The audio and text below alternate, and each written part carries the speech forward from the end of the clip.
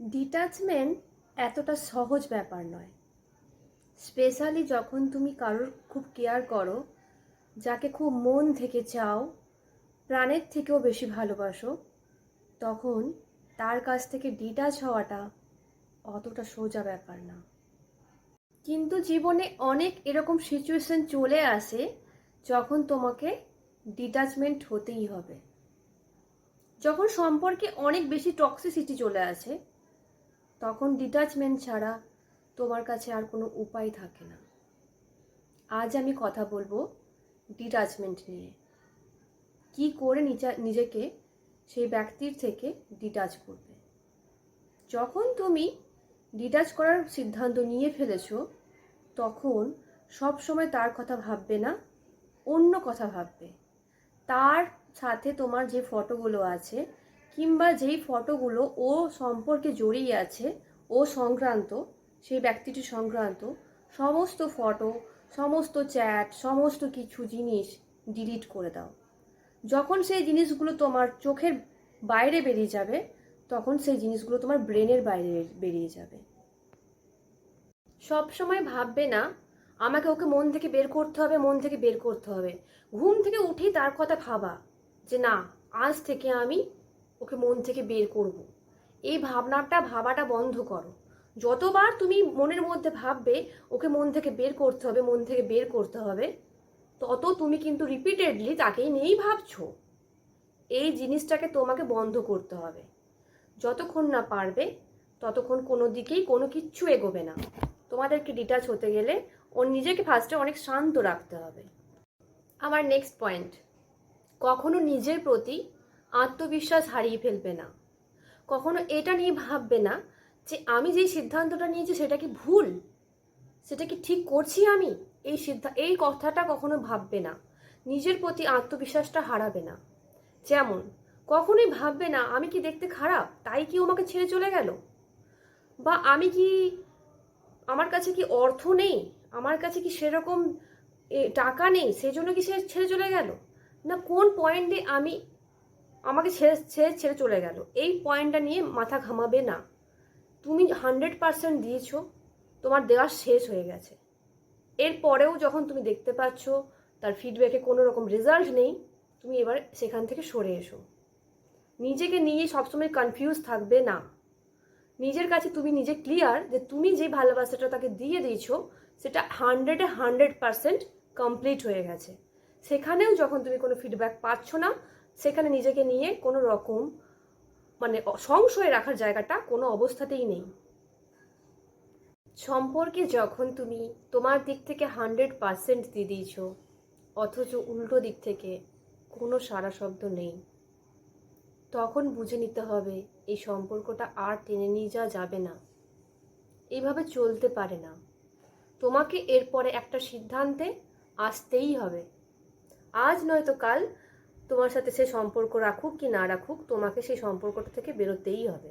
তুমি তোমার দিক থেকে 100% দেওয়ার পরেও তার দিক থেকে বিনিময়ে 0% যদি তুমি ফিডব্যাক পাও, তাহলে বুঝে নিতে হবে সম্পর্কটা এখানেই শেষ করা উচিত। হলো তো অনেক যন্ত্রণা, অনেক কষ্ট, অনেক অপমান, বিভিন্ন রকম ভাষা প্রয়োগ করেছে তোমাকে যেটা তুমি ডিজার্ভ করো না। এত কিছু হয়ে যাওয়ার পরেও এরপরেও কি সিদ্ধান্ত নেওয়ার সময় আসেনি?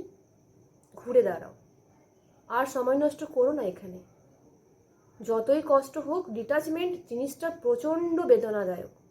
ভেতর থেকে মনে হয় হার্টটা কেউ বের করে নিয়ে চলে যাচ্ছে, কিন্তু আমাদের হাতে কিচ্ছু নেই, আর কিচ্ছু করার নেই। সেই মানুষটিকে তো অনেকবার বলেছো, অনেকবার বুঝিয়েছো, কিন্তু ফল কিছু কি পেয়েছো? যতবার বুঝিয়েছো সেই ভুলগুলো সে রিপিটেডলি করে করে গেছে। দরকার আছে কি নতুন করে আবার অপমানিত হতে যাবার? তুমি যতবার তার কাছে যাবে সে এটাই ভাববে সে ছাড়া তোমার কাছে আর কোনো গতি নেই। এই বিষয়টা কি তার মাথাতে আর বেশি করে ঢুকিয়ে দেবে যে সে ছাড়া তুমি সত্যি একেবারেই অবহেলার পাত্র, তোমার আর কোনো জায়গা নেই, কোনো কিছু করার নেই। ডিটাচমেন্টে কিভাবে করবে আমি তোমাদেরকে সেই টপিকে কথা বলছি। প্রথম কথা, তার কথা ভাবাটা একেবারেই বন্ধ করে দাও। নিজের কাজ নিয়ে থাকো, গান, নাচ, গান, আঁকা, সাজগোজ, ঘুরতে যাওয়া, খেতে যাওয়া, বিভিন্ন রকম টপিককে নিজেকে সময় দাও। নিজের ভালো লাগার টপিকগুলো তো নিজের কাছে নিয়ে এসো, নিজেকে খুঁজে পাও, নিজেকে ভালোবাসতে শেখো। এই টপিকগুলোতে তুমি যখন ইনভলভ হয়ে যাবে, তখন তার যে টপিকগুলো ছিল, তার ফোন কলের অপেক্ষা করা, তার মেসেজের অপেক্ষা করা, এই জিনিসগুলো আস্তে আস্তে মাথা থেকে ডিলিট হয়ে যাবে। আস্তে আস্তে ধীরে ধীরে তোমার সে ব্রেন থেকে তার মেমোরিগুলো মুছতে শুরু করবে। হঠাৎ করে কোনো কিছু হয়ে যায় না। আজকে তুমি রাতটা বের করে দিলেই পরের দিন সকালবেলা উঠেই কিন্তু তাকে তুমি ভুলে যেতে পারবে না, এটা পসিবল না। কিন্তু হ্যাঁ, দীর্ঘ 1 মাস পর, 2 মাস পর, 6 মাস পর আস্তে আস্তে তোমার ব্রেন থেকে সে ডিলিট হয়ে যাবে, তোমার জীবন থেকে সে ডিলিট হয়ে যাবে। এই দিনটাতেই তো অপেক্ষাতেই তুমি ছিলে, সে দিনটা তোমার কাছে চলে আসবে। অপেক্ষা করো সে দিনটার, সে সুন্দর সকালটার, যেদিন আর তোমার সেই সকালে কোনো যন্ত্রণা, কোনো কষ্ট, কোনো অপমানজনক শব্দ থাকবে না। শুধু থাকবে তোমার শান্তি আর তোমার খুশি।